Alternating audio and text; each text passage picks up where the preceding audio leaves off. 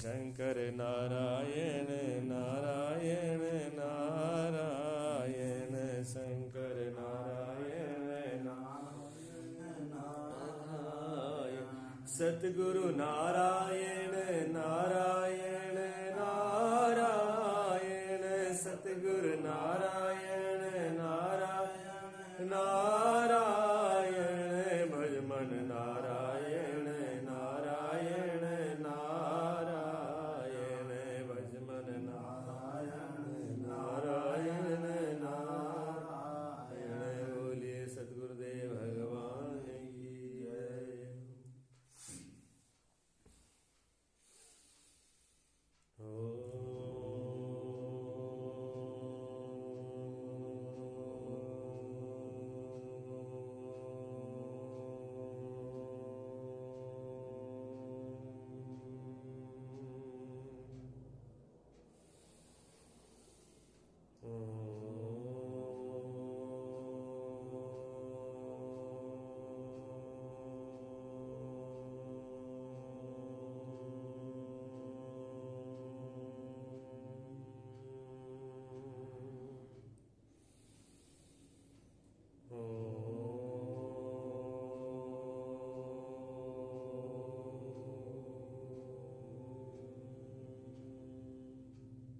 सच्चिदानंद भगवान की जय। अच्छा जी, आज क्या कितनी कला आज 10 हो गई थी, 11वीं कला है। हाँ वो थोड़ा सा था, चलो उसके बाद करते आए 11वीं से करते हैं। उसका थोड़ा सा बच्चा था, मैंने वैसे पूरा कर दिया था। अथ एकादश कला प्रारंभ तत्व पदार्थ ऐक्य निरूपण। इस कला का जो नाम है वो है तत्त्वम पदार्थिक ऐक्य निरूपण। सबसे पहले उसके अंदर तत्व और तुम, ये एक वाक्य है, महावाक्य है, वाक्य भी नहीं, एक महावाक्य है और वेद का महावाक्य है। 4 वेद हैं, 4 वेदों के एक एक महावाक्य हैं। ठीक है, बताएंगे आगे कौन कौन सा क्या क्या है। उन वाक्यों में से एक वेद का ये वाक्य है तत्त्वम असि, तत्त्वमसि। पूरा वाक्य होता है तत्त्वमसि। तो उसके कहते हैं तत्व का मतलब होता है वह, तुम मैंने तुम और असि मैंने है। वह तुम हो, वह क्या चीज है, तुम क्या हो और कैसे हैं। पीछे इनके बारे में आप सुना, जो इस पे वार्ता चलती रही, जो सत्संग होता रहा, भी जीव क्या है और ब्रह्म क्या है।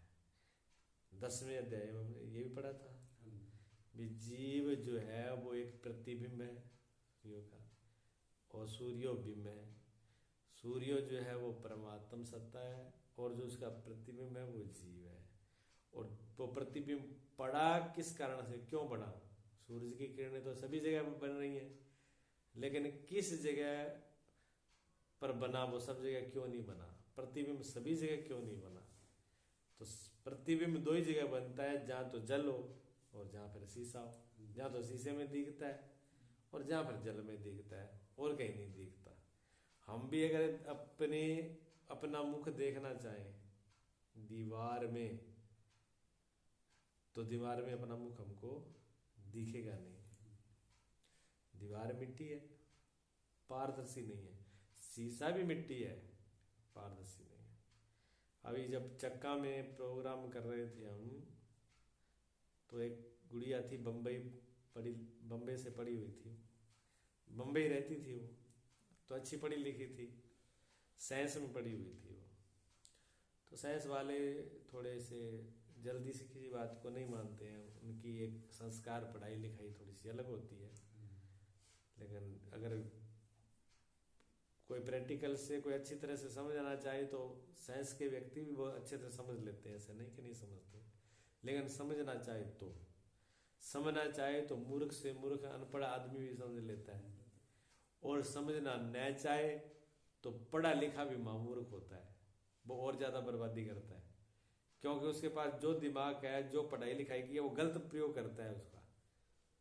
अगर धार तीखी ज्यादा हो तलवार की और मूर्ख आदमी के हाथ में पकड़ा दे तो वो अपने गला हाथ पैर काट लेगा। उसको ये पता नहीं कि मुझे इसको कहाँ से पकड़ना है, कैसे पकड़ना है, कैसे चलाना है, और वो पकड़ी तलवार को मुट्ठी की जगह छोड़ के आगे से पकड़ ले और कहे मेरा तो खुद का ही हाथ कट गया। तो ये गलती तलवार की थोड़ी है ना, ये गलती किसकी है? उसके पकड़ने वाले की, क्योंकि उसने उसमें अकल का उपयोग ही नहीं किया भी इसको कैसे बरतना है। तो साइंस बुरी नहीं है, साइंस ने पदार्थों की खोज करी है, पदार्थों एक बड़े से बड़े पत्थर को के अंदर से भी अणु परमाणु जैसी शक्तियों को खोजा है। और देख लो लोहा प्लास्टिक क्या चीज़ें हैं आकाश में उड़ रही हैं, कंप्यूटर क्या चीज़ है कि लोहे का यंत्र ही है। विज्ञान ने काम किया, लेकिन वो विज्ञान उस अर्थ में खराब नहीं है, लेकिन वो ये कहे कि ये सब जो है पदार्थ ही सब कुछ है, उसके आगे और कुछ नहीं है, तो ये भी उसका भ्रम है। तो वो गुड़िया पढ़ी लिखी थी, वहीं पर हम यज्ञ कर रहे थे, तो उसने हमसे कई प्रश्न किए थे, जिसमें उसने एक प्रश्न ये भी किया था। उसने कहा कि स्वामी जी परमात्मा जो है क्या सब जगह है? ये बात वो कहते हैं। मैंने कहा परमात्मा सर्वत्र है, शास्त्र कहते ठीक है, अनुभव किया, गलत नहीं कहा। कहते जब सब जगह है तो क्या लड़की में स्त्री में परमात्मा नहीं है? मैंने कहा किसने कहा है? ऐसा तो कहीं कहा नहीं, शास्त्रों ने कहा, हमने भी नहीं कहा स्त्री में परमात्मा नहीं है। तो उसने कहा अगर स्त्री में, उसने कहा अगर स्त्री में परमात्मा है तो सब में है, ठीक है, तो आप में भी है? तो कहते मेरे में भी है। लड़की का मेरे में भी है, बिल्कुल है, वो है तभी तो तू बात कर रही है, वो होता है तो कैसे बात करती है? तो कहते फिर सब लोग आपको प्रणाम करते, मेरे को प्रणाम क्यों नहीं करते? आप में ही परमात्मा, मेरे में परमात्मा है। कम से कम 500-600 लोग बैठे थे, उसके बीच में चर्चा हो रही थी। फिर आपको प्रणाम करते हैं, मेरे को ये लोग प्रणाम क्यों नहीं करते? तो मेरे कहा बेटा आपके पास ये मोबाइल है, इस पे शीशा लगा है, ये शीशा किससे बना है? तू साइंस पढ़ी है, बता ये शीशा क्या चीज़ है? तूने साइंस ही तो पढ़ा है। मैंने कहा शीशा क्या चीज़ है बता। तो सोच साज के कहते शीशा तो धातु को बना। मैं कौन सी धातु बने, क्या धातु है? किसी का तो बना ही होगा। करते करते नहीं, पूरा समझ में नहीं आया। मैंने कहा मिट्टी से बना है और किसी से? मिट्टी से लावा है कि वो मिट्टी है इसमें? क्या बना तो मिट्टी से ही है, ये चीज़ मिट्टी से ही बनी है सारी। मैंने कहा ये शीशा भी मिट्टी से बना है, और ये दीवार में ये मिट्टी किसी और की है? ये मिट्टी की है। तो मैं कहा जब तुम अपना मुंह देखती है तो शीशे में क्यों देखती है, दीवार में देख लिया कर। मिट्टी वो है, मिट्टी ये है, मिट्टी सब जगह, मिट्टी है, मिट्टी वहाँ है, मिट्टी वो है, सब जगह मिट्टी है। तो तुम अपना मुंह शीशे में क्यों देखती है? मिट्टी दीवार में देखा कर कि दीवार में तो दिखता हूँ, क्यों नहीं दिखता? वो मिट्टी है, शुद्ध है, तो ये मिट्टी शुद्ध है, फर्क इतना ही है। शीशे वाली मिट्टी बिल्कुल शुद्ध होती है, और जितनी शुद्ध होती जाएगी उतना ही ज़्यादा दिखता जाएगा। जो पारदर्शी होते हैं, जो जिनको दूरदर्शी वाले बोलते हैं, वो बहुत शुद्ध मिट्टी तो है, वो 500 किलोमीटर तक देख लें। ये शीशे, ये शुद्धता का खेल है। मैंने परमात्मा समझ गया। अभी आपने अपने आप को शुद्ध नहीं किया, परमात्मा का कोई दोष नहीं है, परमात्मा अपने आप पे पूर्ण है। बात तो ठीक है, ऐसे प्रश्न किए उन्होंने। तो परमात्मा, सूर्य की किरणें सब जगह पड़ रही है, सूर्य की किरण तो सब जगह पड़ रही है, पर प्रतिबिंब जो है वो मिट्टी में नहीं बनेगा। प्रतिबिंब कहाँ बनता है? शुद्ध में, तमोगुण में नहीं, सतोगुण में। तो जल और शीशे में, जल भी होना चाहिए, शीशा भी होना चाहिए, पात्र भी होना चाहिए। तो उस परमात्मा का प्रतिबिंब अंतःकरण शीशा है, मन बुद्धि के अंदर ही उसका प्रतिबिंब पड़ता है, उसी का नाम जीव है। पीछे इसका निरूपण किया है। लेकिन अब ये कहेंगे आगे भी आप कहते हो कि परमात्मा ही वो है, तो परमात्मा वो कैसे है? क्योंकि इसमें और उसमें तो फर्क मारा, आप कहते एक ही हो, आप कहते हो वो और वो एक ही है। तत्त्वमसि, जो तत्व है वही आप हो, ये वेद वाक्य कह। लेकिन ये बात समझ में नहीं आ रही कैसे क्या है। प्रतिबिंब से कह रहे हैं कि तू वही है, क्योंकि उसके बगैर हो ही नहीं सकता वो, बात भी ठीक है।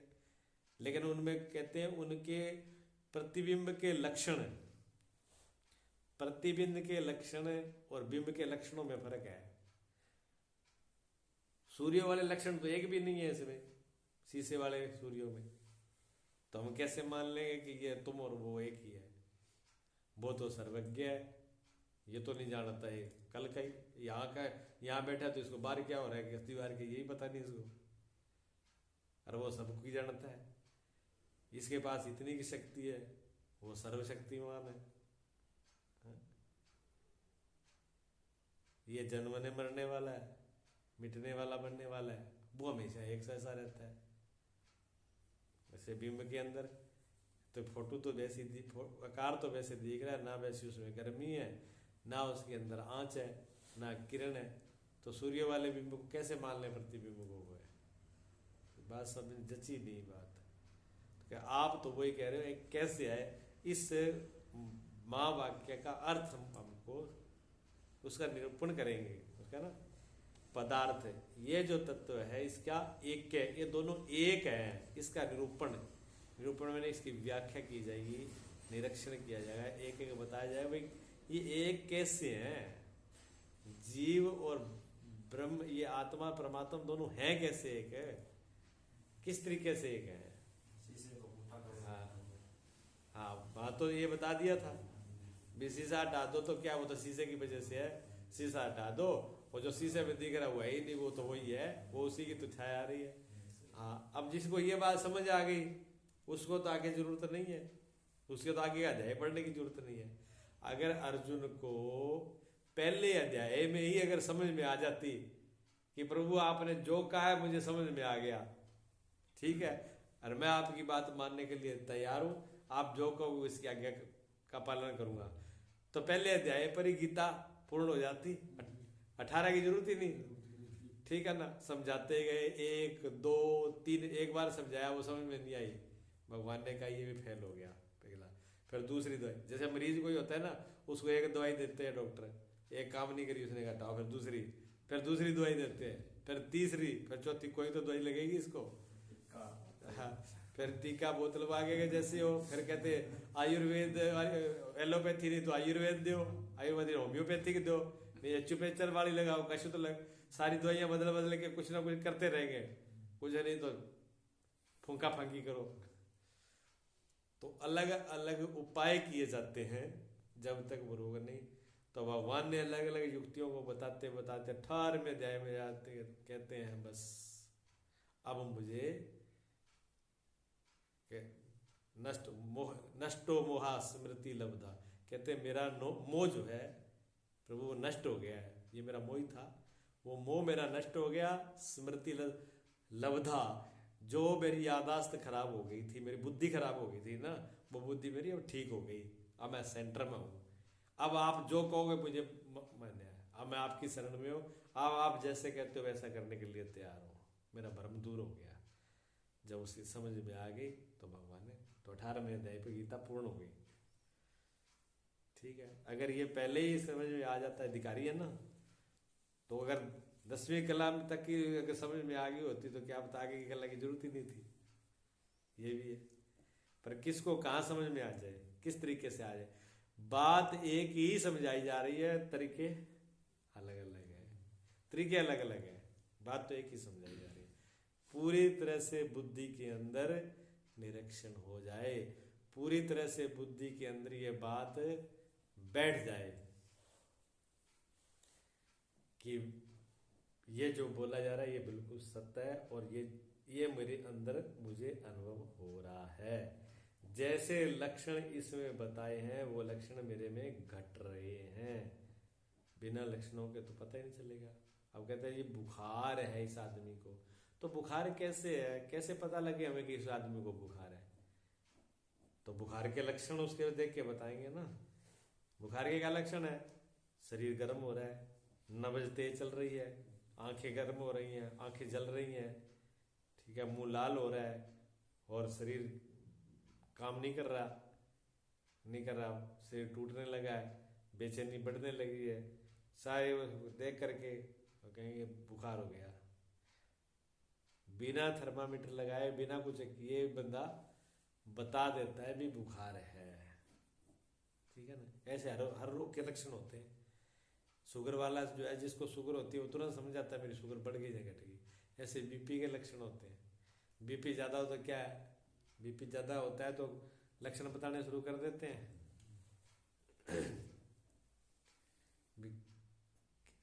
जो चीज़ अब बाहर से ही लक्षण उससे पता लग जाता है कि अंदर ये गड़बड़ होने लगी, और ये गड़बड़ हो रही है तो अंदर ये बीमारी है, ये लक्षण बताते हैं। और इस आगे चर्चा होगी इसी बात पर। उसके बारे में तत्व का, परमात्म तत्व का लक्षण बताएंगे, आत्मा का लक्षण बताएंगे, बहुत ही विस्तार से चर्चा होगी।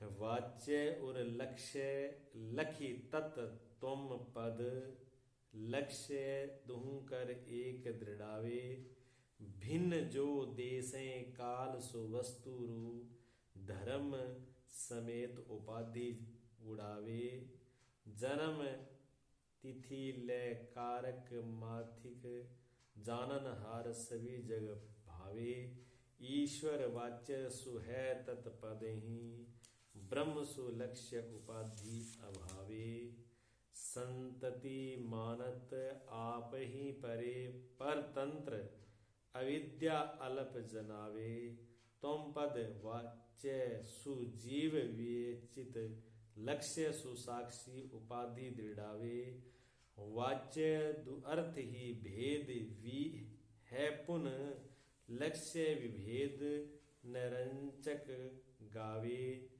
ब्रह्म अहम इस भांतु जो जानत, सोही पीताम्बर ब्रह्म ही पावे। ये तो उन्होंने काव्य में जो लिखा पीताम्बर जी ने, उसका अर्थ करके एक एक बात को बताएंगे।